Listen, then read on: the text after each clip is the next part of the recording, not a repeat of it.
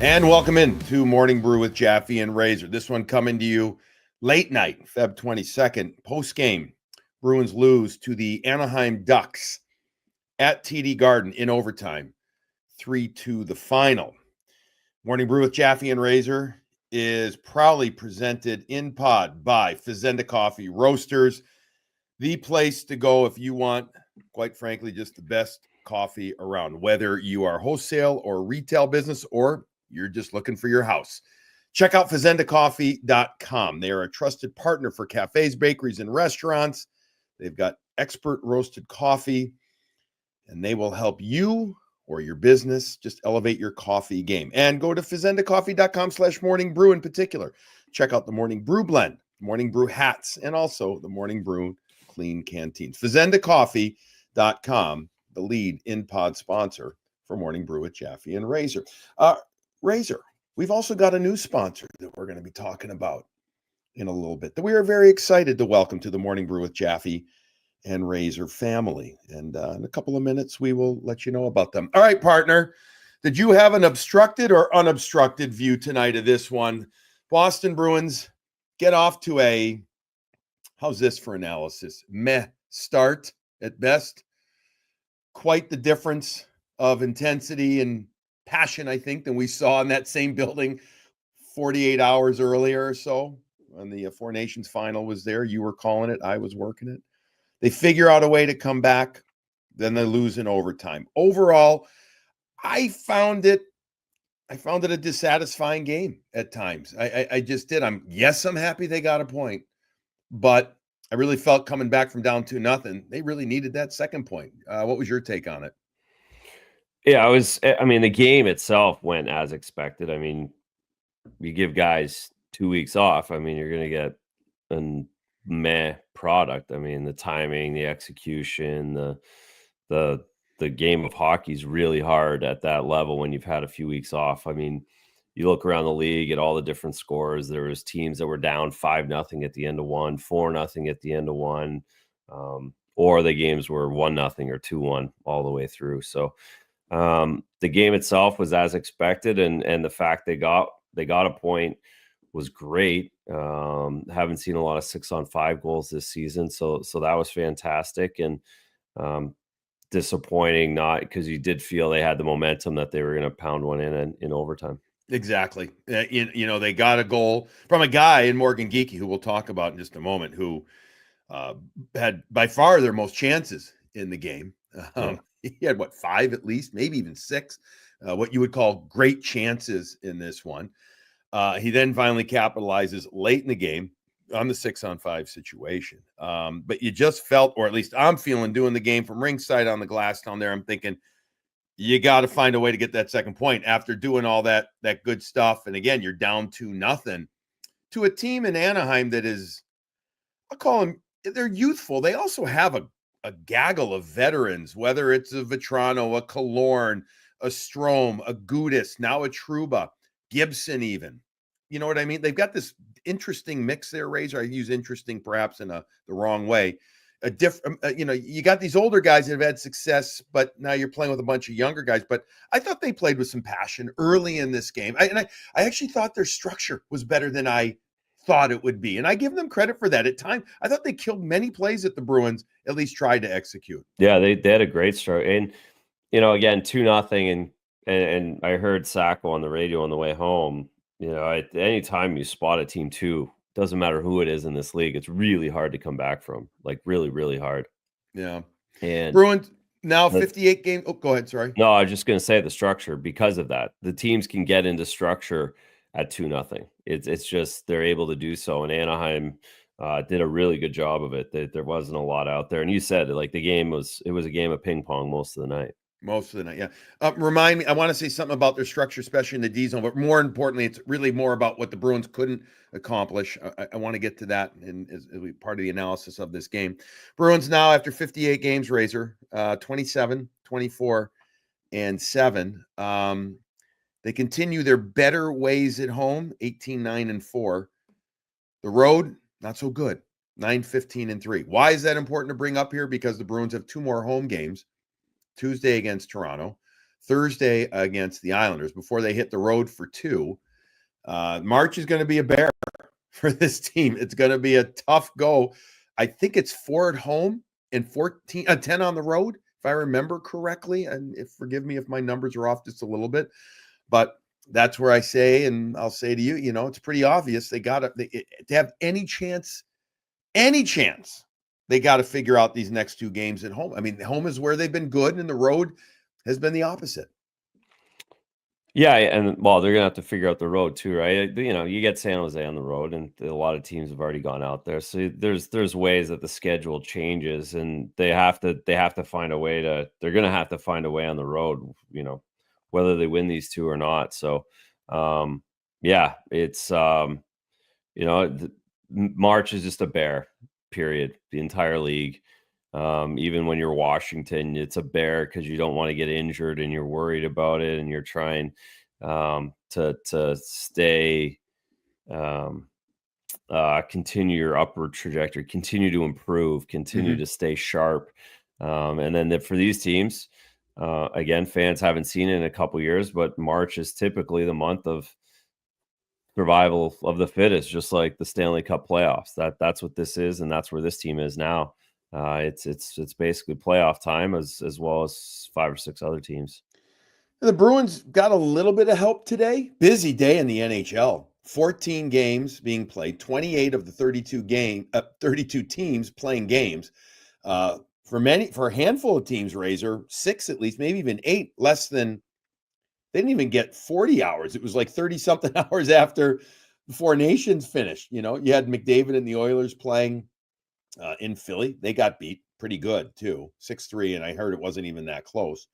You had Detroit and Dylan Larkin and others playing there, and they ended up losing their lead late in the game to Minnesota. So the Bruins got some help. They didn't get help, as you mentioned. We were off air talking. Columbus found a way, but they're not just because they're playing Chicago. I mean, I understand a weak team, but you can't take it for granted. And Columbus won. I don't know. It just starts feeling more and more, and we've talked about this before on our show. Columbus seems to have that. I don't know. I don't know if they're going to make it all the way into the playoffs, but they have that thing. They have that little thing, and yes, we know the tragedy that started at the beginning of the year, but now they've built and they've said we've got at least confidence. Maybe that's the word. At least I feel like they've got confidence. Whether it lasts or not, I don't know, but it sure as heck seems like they do, and it's being led to me by Zach Werenski on the back end there. Yeah, it's all him basically, and some of the top line that they have. They're going to be in it right closer to the end. Feels like it. Yeah. All right, let's take a look at this game. How was the couch, by the way? Before with how was Patrice and everyone was great. Yeah, it was nice. It was a perfect game for us to do it because again, it was there wasn't a lot of action, so we could talk and not really miss anything. So it kind of worked out for both the entertainment of the game and for the way the show works. We didn't miss too much, so it worked out really well. It was good. You had Andrew Ferentz, and how did that go? He hung out for he got there early. We had dinner together, and then is he still a health nut?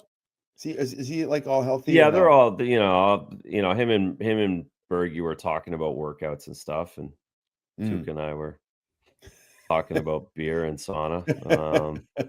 Typical goalies / Hall of Famers. That's kind of how it goes. I could see Andrew. I could see Ferentz being like, I mean, you eat healthy. I eat healthy, but I also I eat what I want to eat. I could see Ferentz being like, no.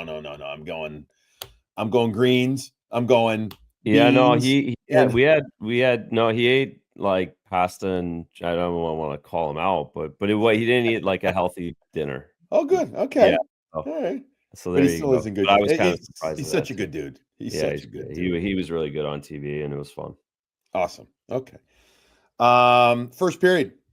Bruins get out, and it was not a good first period. They end up giving up 17 shots in the period, and shots don't always tell the story. They only had 7 themselves. Before we get to the 2 goals late in that first period, the Bruins did have a couple of chances, but it took a while for them to get going. They did not have. Anaheim did have much. They had more what I would call determination, more intent to play the right way, at least. Pucks deep, kind of moved it up. They're a transition-based team. They love the rush. That's what they are. They're not a grinded out team, but they got pucks going in. And the Bruins, I kind of felt like allowed that to happen pretty good for a while. And Anaheim took control of it. And they finally get the first goal late in the period, 17-27. It's Trevor Zegras. It's a goal, his 7th of the season. The young defenseman, Lacombe, who, by the way, he's a good young defenseman, and he's playing pretty well. There's some people talking with it. They said this kid's a type of kid that could sneak into the U.S. Olympic team, at least into their select mindset by next year, perhaps, the way that he plays. I know he played at Minnesota with Faber and stuff. So anyways, with that, Carlson also with the assist, but it ends up being a 2-on-1, right? And the Bruins and Lowry in the neutral zone tries to step up to make a hit. He ends up missing Carlson. It ends up being a 2-on-1, and it ends up being Zegras from the left side who beats Swayman. There's nothing Swayman could do there. No, great 2-on-1. You just can't have that pass go back. You can let it go once nowadays in the NHL. Once is fine, but if that goes back the other way, it's, we were saying it's like a 2-on-0 with someone in your way. Your Razor, what you're talking about, in case anybody didn't get to see it, it's a cross ice pass. It's a 20-foot pass or so, and it's a 2-on-1 again because Lowry had stepped up to make a hit or to try it in the neutral zone, and then Zegras and Lacombe, who jumped into the play, going a 2-on-1 and a little give and go, we'll call it, type of play. And as soon as Lacombe brings it back, as you're talking about the second pass, there's nothing that can be done there. Yeah, no, nothing at all. And beautiful goal by Anaheim at the end of the day. Took advantage of a misread. Bruins had done, like I said, the first 7, I didn't love that 10 minutes. I thought they started getting going, getting some chances. We had a few chances in between then. Geekie had opportunity. Geekie was all alone in front. Geekie had a great tip. Right? Pasta just missed the one little bump out rebound pass to him. Yeah, they had high danger for the first 15 minutes, in their favor. So 1-0 though at that time at 17-27, and then late in the period, they're hoping to get through the end of the period. But again, it was to be not, as Anaheim gets the puck. Radko Gudas takes a kind of, it's a fake slapper, but it's a slap pass from the right point to Frank the Tank Vetrano. His 17th goal of the season. That's a career high for him. Wonderful kid. Love this kid. I mean, he's just sappy, smiling coming in, and he pops it in. He's all by himself, Razor, off to the blocker side of Swayman. Again, nothing that Swayman could do there. The Bruins, though, their coverage in the D zone was not good. No, it wasn't. They ended up, Anaheim used the high forward pretty well on that shift, and they got running around a little bit, and they ended up getting into man-on-man, which again isn't the most comfortable for what they do in the defensive zone. Got lost, and they had 3 forwards up high, and there was 3 Anaheim forwards down low, and that's a poor recipe to stay plus in this league. As soon as Radko Gudas recognized that, he lets that hard slap pass go because Vetrano had gone not so much stealth, but just kind of slid over just from the middle ice over to that doorstep off to the blocker side of Swayman, and he redirects it. And by the way, Vetrano, I don't know if you guys talked about it at all on your show. He did a deal. He re-signed with Anaheim for 3 years at $18 million, but it's not just a $6 million a year deal. He is getting deferred payments for $900,000 a year starting in 2035. So it's basically, he gets 10 years at $900,000. So he's getting $9 million paid during the first 3 years of the deal. But then the way that they structured it, and this was from the Anaheim Ducks management, they presented this to him after the Shohei Ohtani, his deal. Now, granted, it's a lot less than what he signed for. But what do you think of that? What do you think about a guy? And we've seen a few other players do something like that, but this one was even, more interesting. 10 years of deferred payment. My first thought is he better hope inflation doesn't continue to go up, because he's going to lose a lot of money or not have a lot of money in his pocket right off the bat. It's nice. It'll be nice when he's older and he has the money there. There's another school of thought that says money in your bank now is better than money in your bank later. So, but for him, again, it's a personal choice. It's nice. It helps the team, I guess. But Well, it really, helps the it's team, and doesn't it also though help him with regard to taxes? I think that was part of yes. I think that was a big part of it from his end too. And then they negotiated. They went back and forth. He wanted a Hopefully, he's certain not coming number. back to Mass. Hopefully, his plan is to go to Cayman Islands. Because if he is going back to his hometown, I mean, that's not taxes will be about the same. So he must have a plan to go to Florida. Somewhere. Yeah. Or he talks about wanting to stay out there. I mean, taxes out there are expensive too. But anyways, just an interesting deal. Again, 18 million over 3 years, but 9 million the first 3 years, and then 900 grand per year for 10 years starting in 2035. He's also hoping at the end of this 3 years that he's going to get another contract.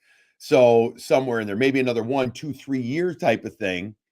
And then that could bridge that money too. So, anyways, I'll have some more money coming. I just wanted to get your take on that as well. 2-1 or 2-0 to score at the end of one. As I said, shots were 17-7 in favor of Anaheim in that one. Second period gets going, and the Bruins are doing all right. They're getting better. They found their legs better. They started to get more. I never felt they had any good, really, really good sustained forecheck in this game. I know there were a couple shifts. The Zaka line had some, but I'm talking repeat, rear, all four lines were getting that. And that was to me something I thought Anaheim actually defended well, and the Bruins didn't. We always talk about Razor, how well when they're playing, how well they use the back of the net and stuff. I didn't feel like they could get that cycle going and that type of play going. It just never felt like that. But they do get a power play and then a 5-on-3 power play halfway through the period. A bunch of tripping calls against Anaheim. They called one on John Gibson. I actually think it was the defender in front of him who got it, regardless. And then Leeson and another tripping call in the ozone. Next thing you know, it's a 5-on-3. And Elias Lindholm gets his 11th goal of the season on a nice pass from David Pastrnak. His 41st assist of the season. Bit of a no-look pass, that classic Pastrnak right to left, and Lindholm puts it in. It just gets through the body of Gibson to give the Bruins their first goal of the game.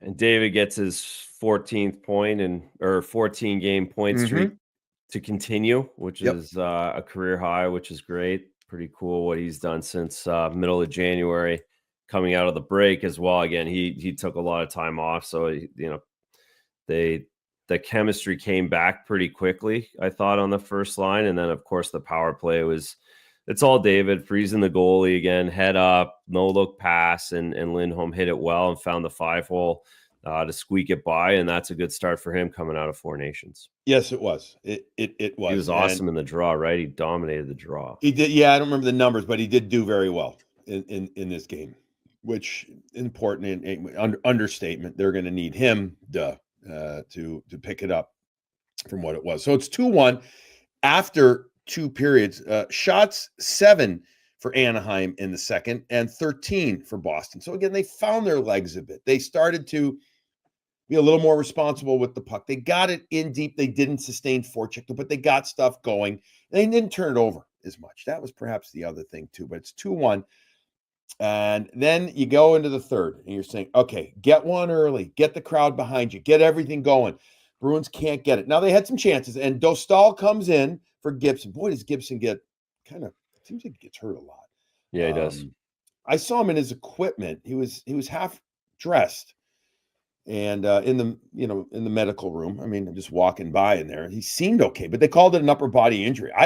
I don't have a lot of replay down when I'm doing the rink side. I know I got the monitor there, but I'm not looking at a lot. Did you happen to see anything that was distinct for Gibson by chance in the first? No, we didn't see anything, and we didn't have any replays or anything tonight. So, he's playing better. No idea. We did.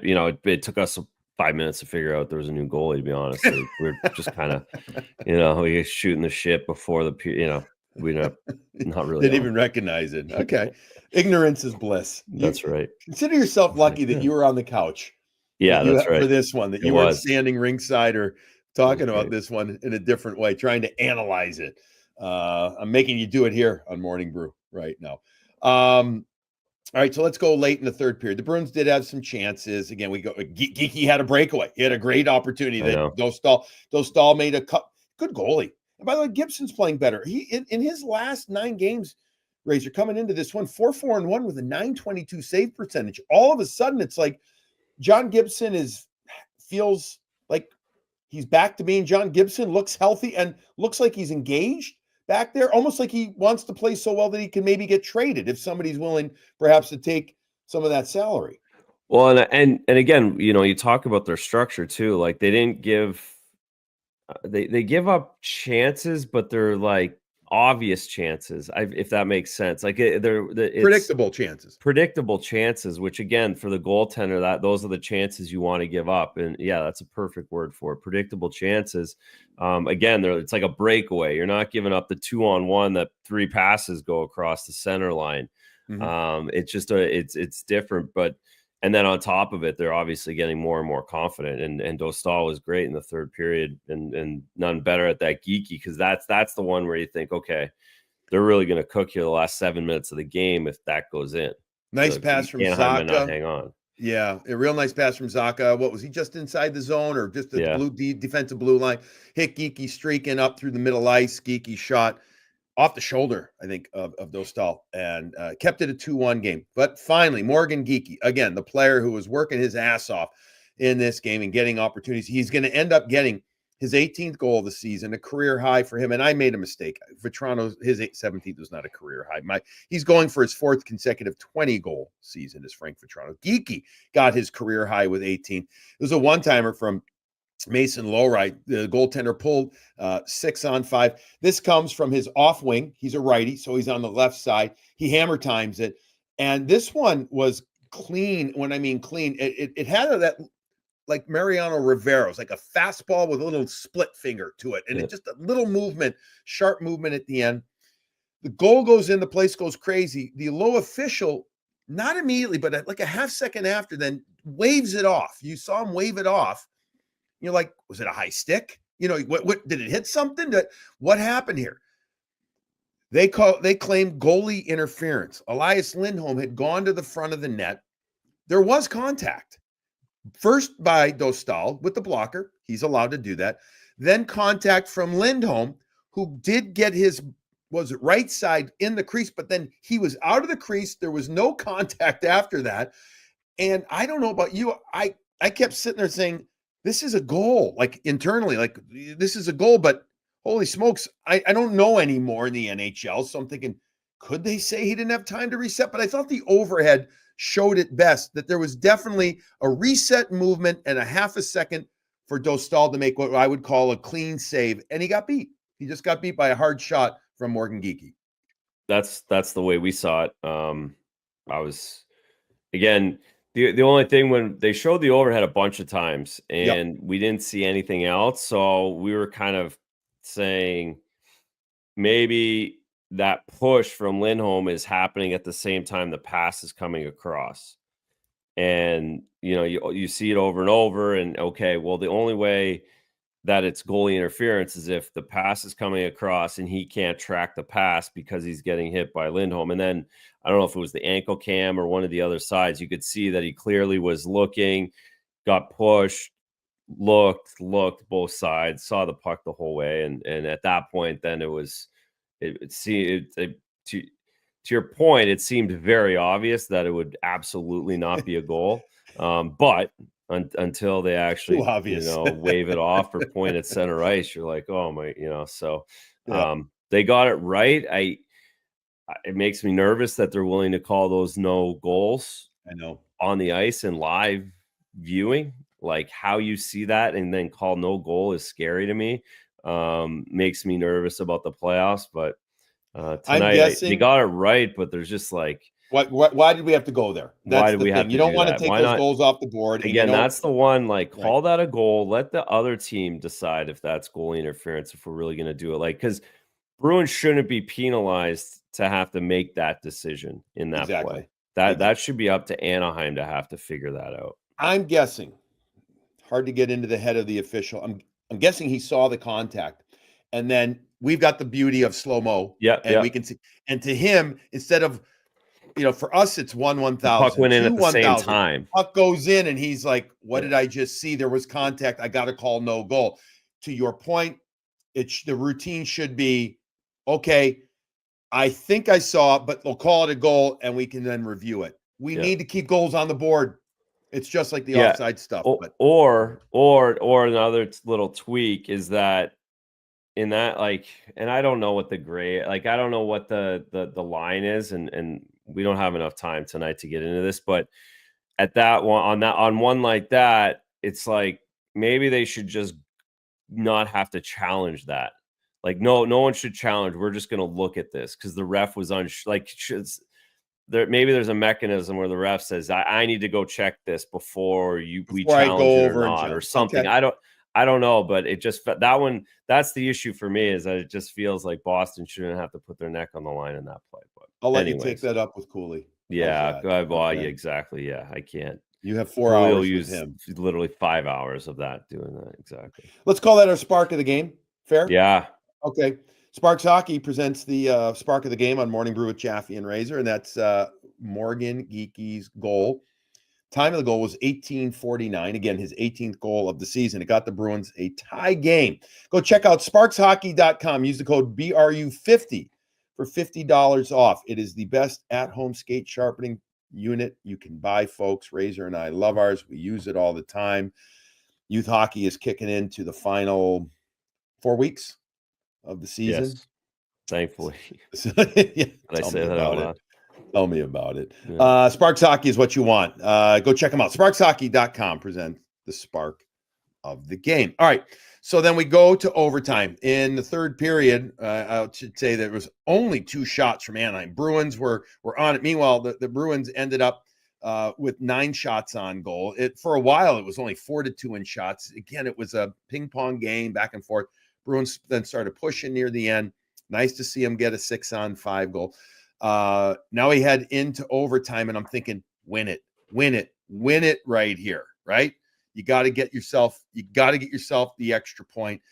Unfortunately, 3:39 mark, it ends up being Carlson, the second-year player, his 10th goal of the season, off of the rebound after Dumoulin had gotten involved down low. The Bruins overcommitted defensively. 2 players go to one side, ends up being a rebound opportunity off of Swayman's either arm or left side of his body. The puck lays there, and coming in was Carlson, who snipes it upstairs. I think it was Coyle that was in front of the net that tried in vain to stop that rebound from getting put back in the net. He did, and Carlson just kind of flubbed it enough that it went up and over Coyle, who was there. And to be honest, fortunately, that slapper didn't go off Coyle's hand. If he had to hit it, and it does hit Coyle at that point, that could have been a problem. But if you broke it down, I'm assuming of the first 2.5 minute, what did you say, 3:39 in? Yeah. So 3:39 mark. Yeah. So about 2 of those. Stahl had 2 or 3 good saves in that Yeah, OT. like the Bruins possessed 65% of that time. I thought, they won the draws. They had the puck.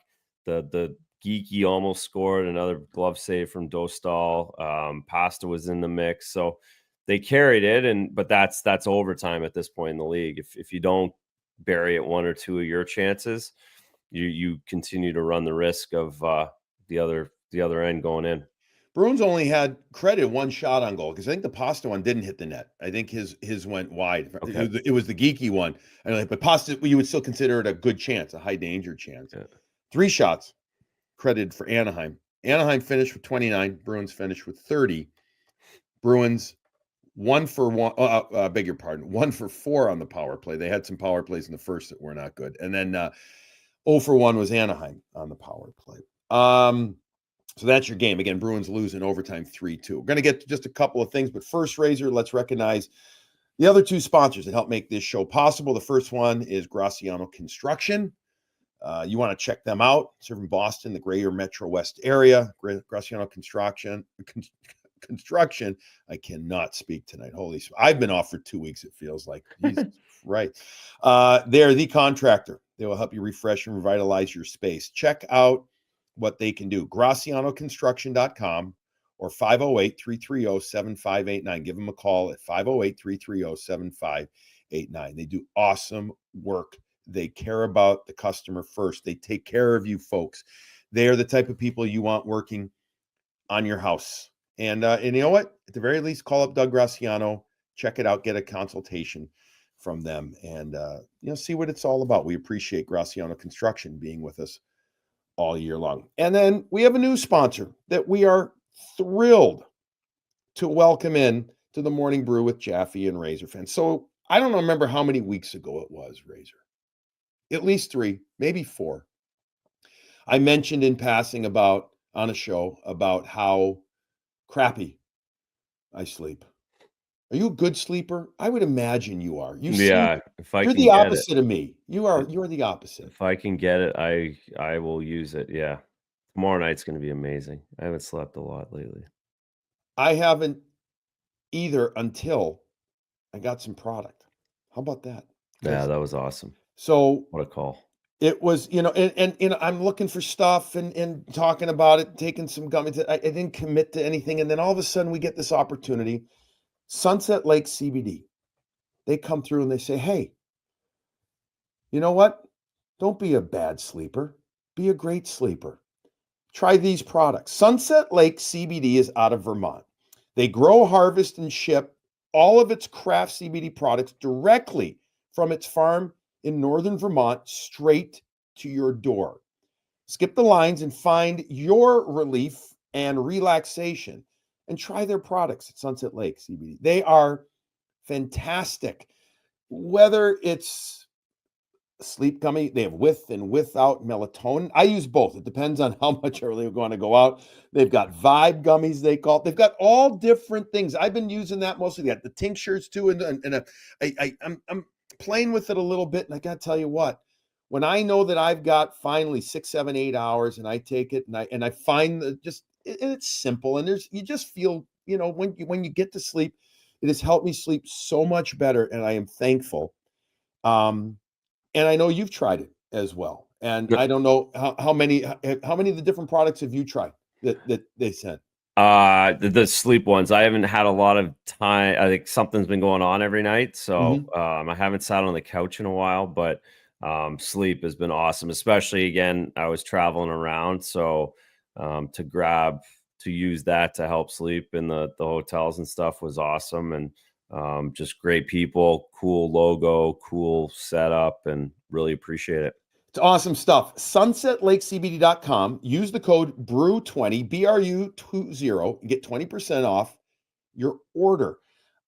They've got products to help you relax after a tough day at work, right? They've got, as I said, gummies and tinctures to help you with sleep, and everybody loves a good night's sleep. They've got topicals if you got some sore muscles, you want to rehydrate some dry skin, especially like we know we got a lot of people here that work out or play hockey. Try it after that. If you order over $75, Sunset Lake CBD can ship your order for free.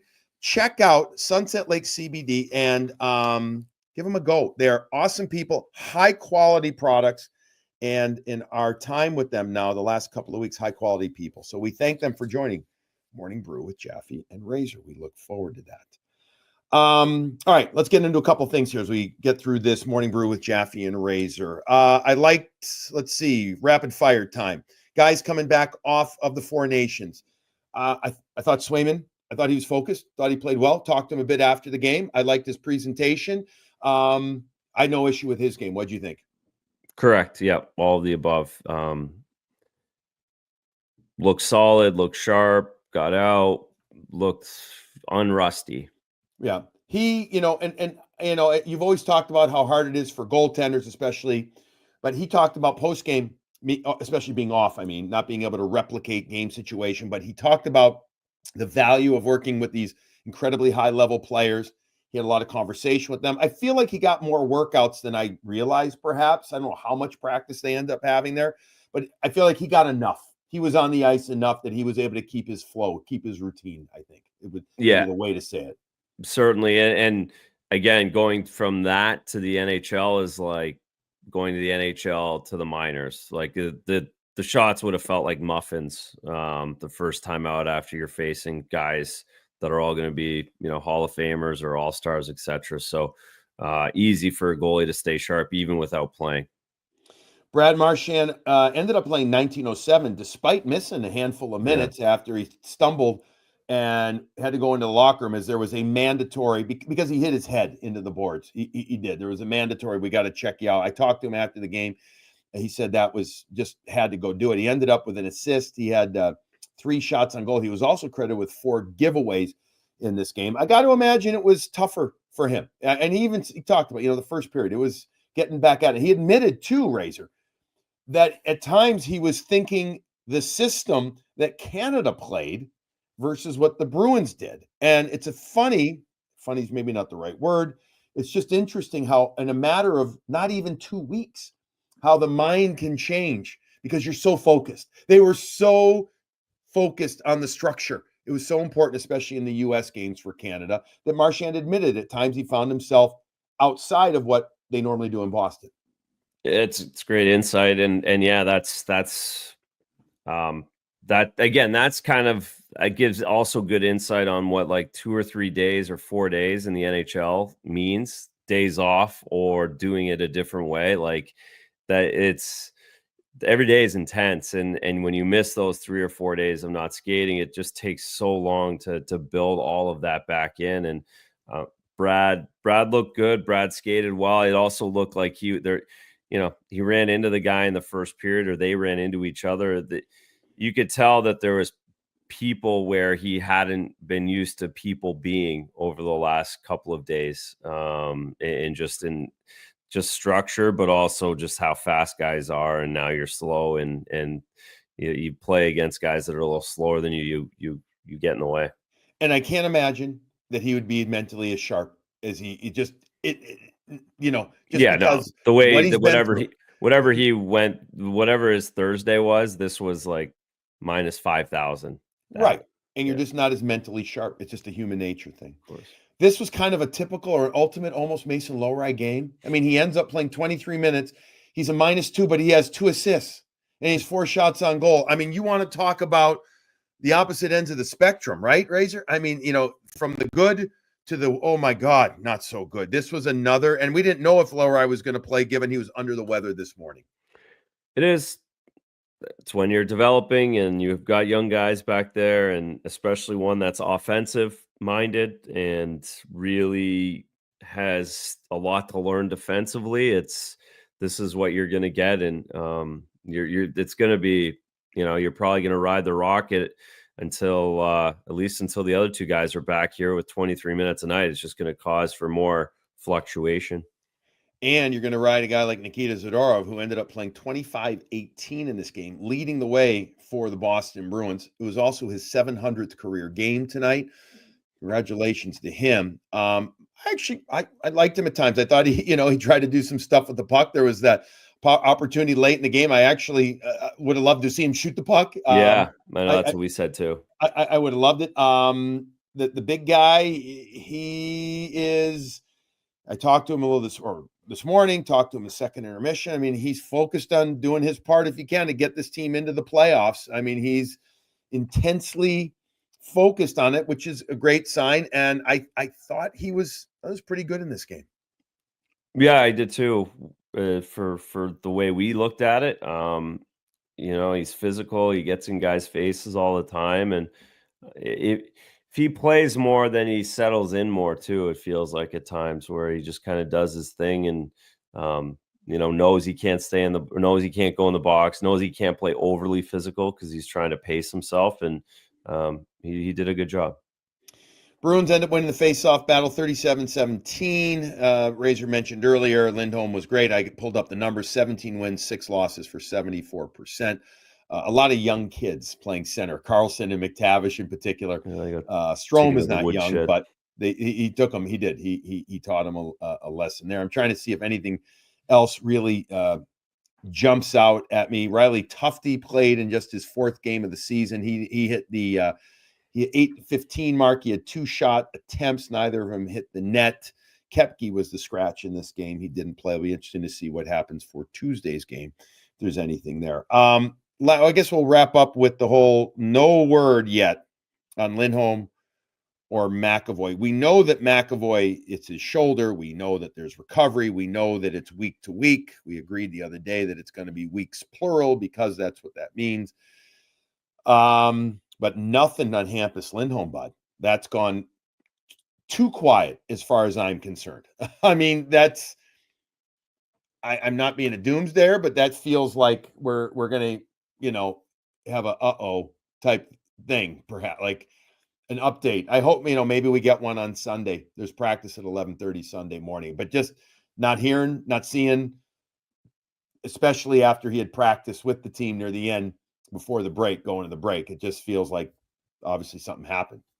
Yeah, something's up. Something's certainly up. So we'll hear maybe. Maybe they don't not. tell us. They don't need to, I suppose. So No. Again, the fact that he took a day off the other day was like, oh man. Because it's just an odd thing not to, when he was cooking and going and now not that, but it's all doctor stuff. So we'll see what everyone says. Right. All right. Anything else, bud, that I missed, that I screwed up on, that we need to get to after that game? Anything heading into the next one? I don't think so. I think, they get a couple days here now to everybody getting back and relaxing and a huge divisional game. Toronto always brings the best out, and they'll be buzzing for a Tuesday night.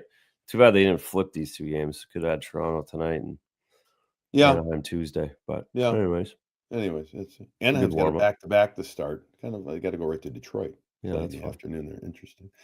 All right, wrap up this morning brew with Jaffe and Razor. Again, welcome to Sunset Lake CBD for coming into the morning brew with Jaffe and Razor family. We look forward to having them right now, and we appreciate the quality of their products. Mm-hmm.